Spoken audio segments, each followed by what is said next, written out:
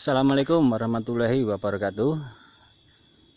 Salam tani, semoga sehat dan sukses selalu.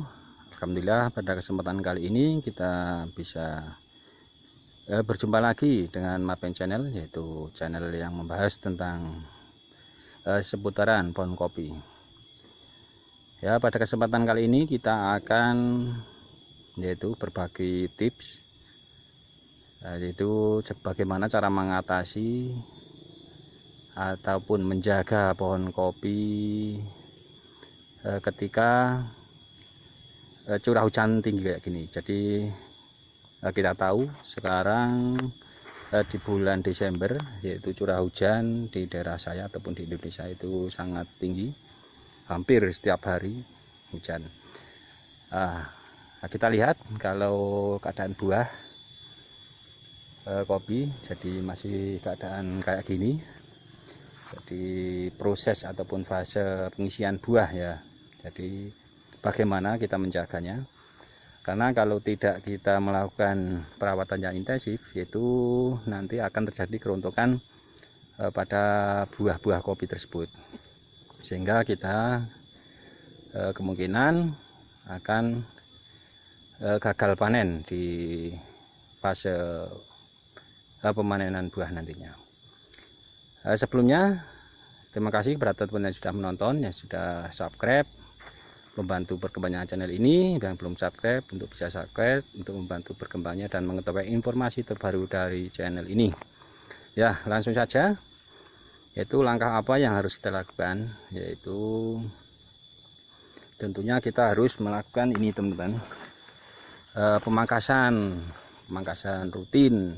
Jadi kalau kita lihat di sini itu ada ini tunas-tunas pengganggu atau tunas tidak produktif. Ini harus kita lakukan. Jadi ini ya, misalkan ini tunas apa ini balik ya, ini harus kita pangkas, kita buang tunas-tunas ini juga pengganggu, misalkan wiwilan ataupun dan lain sebagainya, itu harus kita buang. Karena apa? Yang pertama, dengan kita pemangkasan itu nutrisi bisa terserap optimal oleh buah kopi.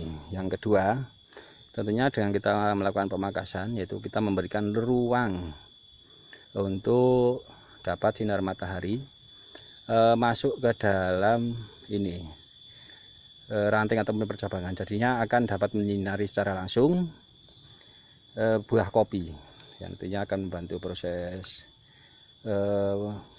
percepatan pengisian buah dan juga tentunya akan membantu pertumbuhan ataupun menjaga buah untuk bisa sampai tua. Nah, ini kita lihat ini ada daun singkong, itu kita buang. Jadi usahakan untuk naungan ataupun tanaman-tanaman pengganggu yang menghalangi itu dibuang ataupun dipangkas. Yang kedua, itu dengan pemangkasan sinar matahari bisa ini masuk ke dalam daerah perakaran sehingga dia menyinari tanah meskipun cuman berapa persen. Harapannya dengan ini tersinari oleh sinar matahari di bagian sekitar perakaran, ini kelembapan ataupun pH tanah akan tetap normal dan stabil, sehingga akan meminimalisir terjadinya ini juga kerontokan pada buah kopi. Yang ini juga ini ada tunas cacing, ini dibuang tunas cacing. Yang perlu diperhatikan juga dalam pembuangan atau pemangkasan, teman-teman harus tahu kriteria mana tunas yang produktif ataupun tunas yang akan dipelihara untuk bahan ataupun untuk ini entres, dan mana juga tunas pengganggu yang harus dibuang. Jadi kalau tunas wiwilan kayak gini memang harus dibuang karena dia tidak berfungsi ya teman-teman. Meskipun kita pelihara, dia tidak mengeluarkan produktivitas kopi yang maksimal.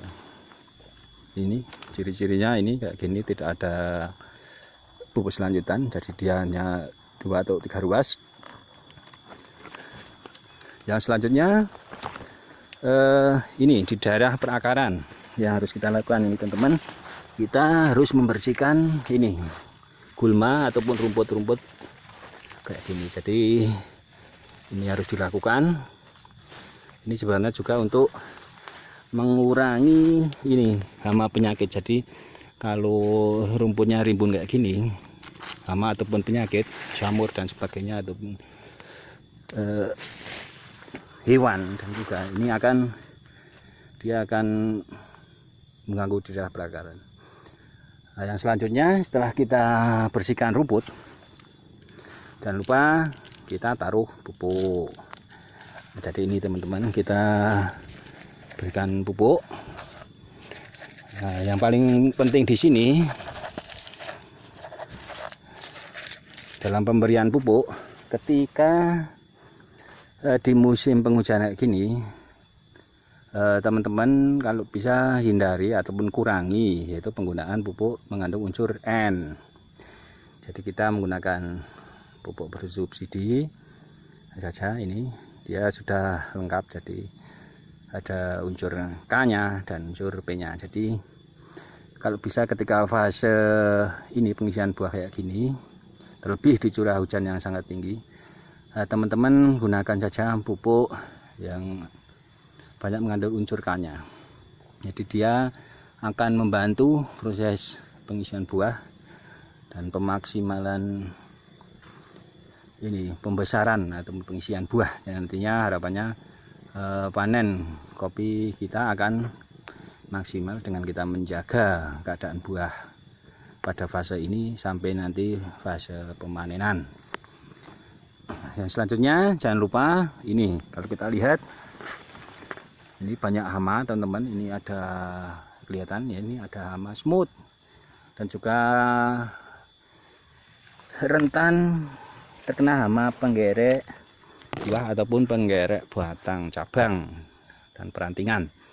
Jadi teman-teman juga bisa menggunakan yaitu cairan pembasmi hama untuk membasmi hama-hama tersebut. Ini kita lihat teman-teman, ada banyak semut di sini. Ini jadi teman-teman bisa semprotkan saja. Dengan pemangkasan tentunya juga ini mengurangi tumpang tindihnya perantingan. Ini akan mengganggu ataupun membuat si hama ini kerasan atau betah di pohon kopi kita. Nah, ini juga ada ini pohon kacangan teman-teman. Jadi ini sangat mengganggu juga. Ini yang tumbuh, dia akan menambah ini tumpang tindihnya. Jadi usahakan tanaman pengganggu lainnya misalkan kacangan dan sebagainya ini juga dibersihkan. Ini kita lihat di sini. Ini kalau kita pelihara, jadi dengan pemangkasan itu sinar matahari akan langsung mengenai. Jadi harapannya ini akan maksimal calon-calon buah kayak gini. Ini kan sudah kelihatan ini sinar matahari. Nah, jadi dia lebih rapi setelah kita lakukan pemangkasan. Tapi ini untuk tunas bahan ataupun persiapan bahan untuk B0-nya di tahun depan. Ini juga harus diatur jadinya tidak menambah kerimbunan batang kopi. Jadi untuk pemangkasan itu sudah saya jelaskan di video saya sebelumnya, yaitu apa sih yang harus dipangkas dan cara pemangkasannya bagaimana, itu sudah saya share di video saya sebelumnya. Ya, kita lihat ini kopi Tugusari. Ya, ini Tugusari hijau, yang ini robusta lokal ya teman-teman. Itu kita lihat ini sudah agak lebih rapi, sudah kita lakukan pemangkasan dan sebagian untuk ini di sekitar perakaran, yaitu kita lagi proses ini pembersihan gulma ataupun relumputan. Ya, baik, kiranya cukup sekian. Bagi teman-teman yang belum jelas bisa tanya di kolom komentar. Terima kasih yang sudah mendukung ataupun menonton sampai habis video dari saya.